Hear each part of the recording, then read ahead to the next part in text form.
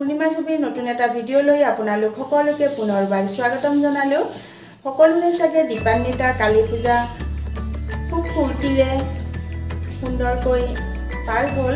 আমিও ঘৰতে কালী পূজা উদযাপন কৰিলো ঘৰৰ পৰিয়ালৰ আটাইকেইজনে মিলি আৰু কালী পূজা বুলি দুঠাইত পূজা চাবলৈ গৈছিলো।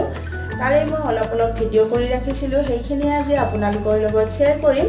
আশা কৰোঁ আপোনালোকে ভিডিঅ'টো ভাল পাব আৰু শেষলৈকে চাব। নতুন সকলে প্লিজ চেনেলটো সাবস্ক্ৰাইব কৰিব, কাষত থকা বেল আইকনটো প্ৰেছ কৰি অল কৰি ৰাখিব, তেতিয়া মোৰ নতুন ভিডিঅ'ৰ নটিফিকেশ্যনসমূহ আপোনালোকে পাই থাকিব। এতিয়া পলম নকৰোঁ, বলকচোন ভিডিঅ'টোলৈ আগবাঢ়ো। পোহৰৰ উৎসৱ দীপাৱলী বুলি ক'লে প্ৰথমতে মনলৈ পোহৰৰ কথাই আহে। সেয়া চাকিৰ পোহৰেই হওক বা ইলেক্ট্ৰনিক লাইটৰ পোহৰেই হওক। আৰু দীপাৱলী বুলি আমাৰো ঘৰটো এনেদৰে অলপ চিম্পুলকৈ লাইটেৰে সজোৱা হৈছিলে। এইবাৰ মোৰ আলপনা বা ৰংগলী তেনেকুৱা একো বনোৱা নহ'ল, যিহেতু গাটোও বৰ বেছি ভাল নাছিলে, চৰ্দি জ্বৰ অলপ তেনেকুৱা নিচিনা হৈ আছিলে। সেয়েহে এনেদৰে চিম্পুলকৈ ঘৰটো সজোৱা হৈছিল। কলগছত চাকি দিয়া হৈছিলে আৰু অলপমান লাইটৰ ডেক'ৰেশ্যন কৰা হৈছিল। সেইখিনিয়ে অলপ ভিডিঅ' কৰি ৰাখিছিলোঁ আৰু আপোনালোকলৈ বুলি আগবঢ়ালোঁ। কেনেকুৱা পাই জনাবলৈ নাপাহৰিব।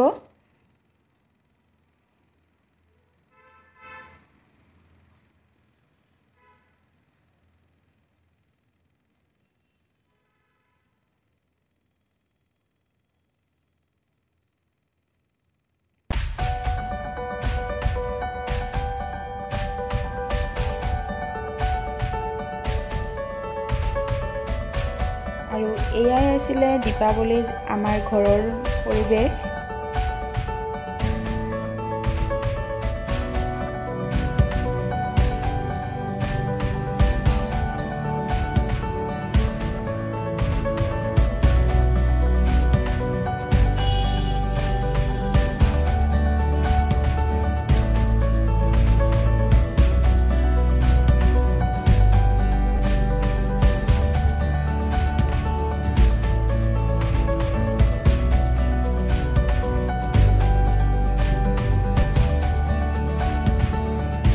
পূজা বুলি ক'লে গৰম জিলাপিৰ কথাই মনলৈ আহে। এয়া দোকানত গৰম জিলাপি বিক্ৰী কৰাৰ দৃশ্য।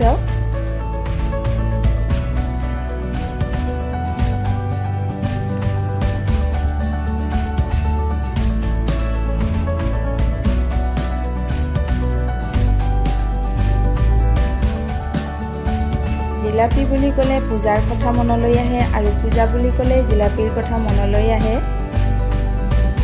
এইখন হৈছে আমাৰ ঘৰৰ ওচৰতে, মানে সৰভোগ টাউনৰ কালী পূজাৰ প্ৰথমখন গেট।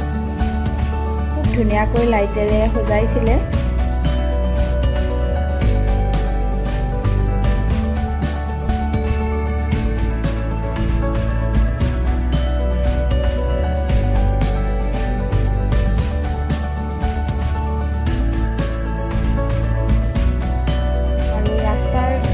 কাষতো এনেদৰে সৰু গেট লগাইছিলে।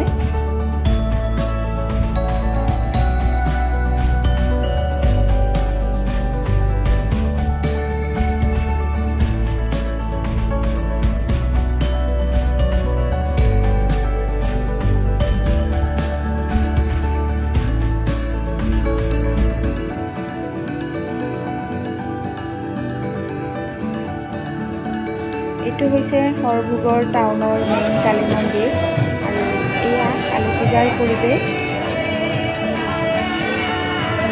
যোৱা দুবছৰে যিহেতু এনেদৰে মুকলিমূৰীয়াকৈ কোনেও পূজা চাবলৈ বা তেনেকুৱাকৈ ওলাই আহিব পৰা নাছিলে, সেয়েহে সকলোৱে ফূৰ্তিত পূজা চাবলৈ ওলাই আহিছে।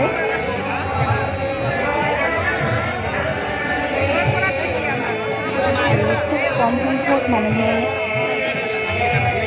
পৰিধান কৰিছিলে।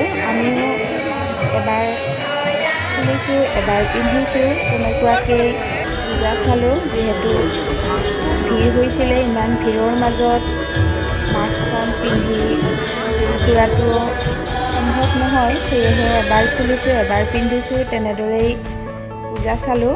এয়া হৈছে কালী মন্দিৰটোৰ পৰিৱেশ।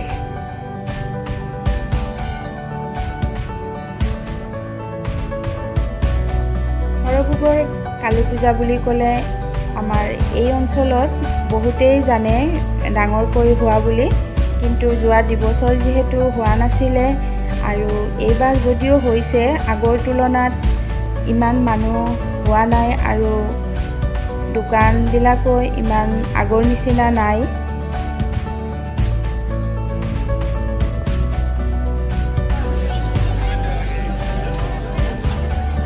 পূজা চাবলৈ বুলি ওলাই আহিলে বা মেলালৈ বুলি আহিলে ঘৰৰ আত্মীয় নাইবা বান্ধৱী তেনেকুৱা কোনোবাক নহয় কোনোবাক লগ পোৱাই হয় আৰু তেনেদৰে আমি অলপমান লগ পোৱাসকলৰ লগত কথা বতৰা কৈ এয়া মেলাৰ ভিতৰলৈ সোমাই আহিছিলোঁ আৰু ভতিজাটোৱে ইয়াত উঠাৰ কাৰণে খুবেই জোৰ কৰি আছিলে। এইবোৰ দেখিলে জানেই নহয় সৰু ল'ৰা ছোৱালী পাগল হৈ যায় আৰু তাক আমি ইয়াতে উঠাৰ পিছত দোকানত কিবা কিবি খাই সেইদিনা আমি ঘৰলৈ উভতিলোঁ।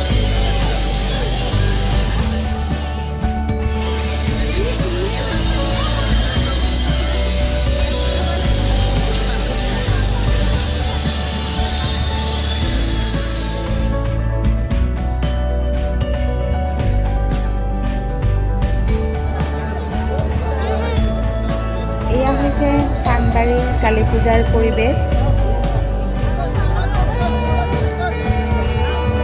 বহুত মানুহ হৈছিলে, ভিডিঅ' কৰা সম্ভৱ নহয়েই, তথাপিও মই যিখিনি পাৰিছোঁ সেইখিনিয়ে আপোনালোকলৈ বুলি আগবঢ়ালোঁ। পাণবাৰীৰ কালী মন্দিৰটো খুবেই ধুনীয়া আৰু তাতেই আৰু দীপাৱলী বুলি লাইটেৰে আৰু ডেক'ৰেশ্যন কৰা হৈছে।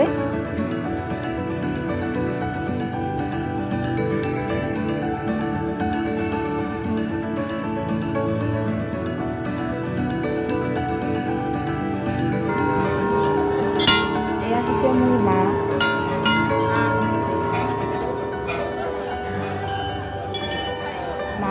আৰু মই মন্দিৰৰ ভিতৰলৈ এয়া সোমাই যোৱাৰ সময়ত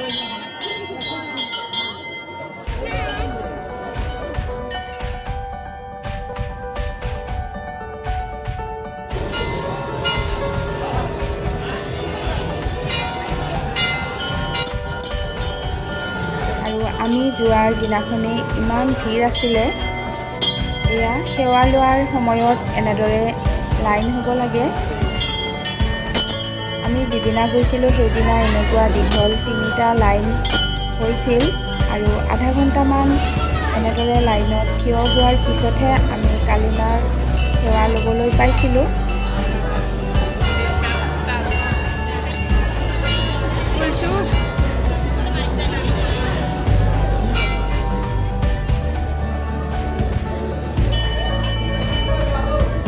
এয়া পাণবাৰীৰ কালী মন্দিৰৰ কালী মাৰ মূৰ্তি।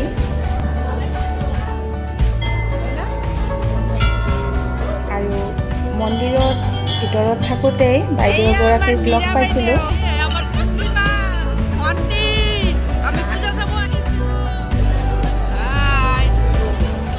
ভাল লাগিল আজি পূৰ্ণিমাক লগ পাই, বহুত দিনৰ পৰা লগ পালোঁ পাণবাৰীৰ কালী মন্দিৰত।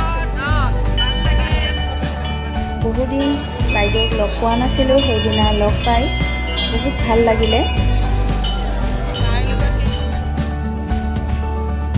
আৰু মাৰ লগত কেইখনমান চেলফি উঠিলোঁ, ফটো উঠিলোঁ।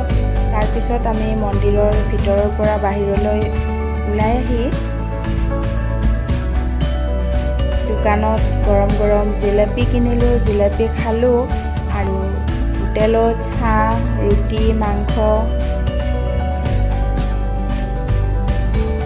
তেনেদৰে আটাইকেইজনে খাই আমি ঘৰলৈ বুলি যাত্ৰা কৰিলোঁ পুনৰ। আৰু এয়া বাইদেউ আৰু মা আৰু বস্তু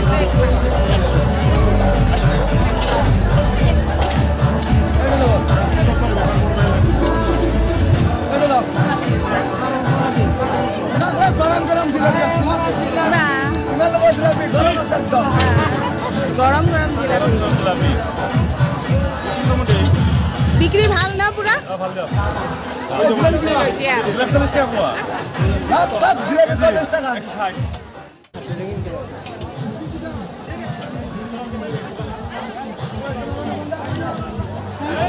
আজিৰ ভিডিঅ'টো ইমানখিনিয়ে আছিলে কেনেকুৱা পালে জনাবলৈ নাপাহৰিব ভিডিঅ'টো চোৱাৰ বাবে বহুত বহুত ধন্যবাদ পুনৰ লগ পাম নতুন এটা ভিডিঅ'ৰ সৈতে বাই বাই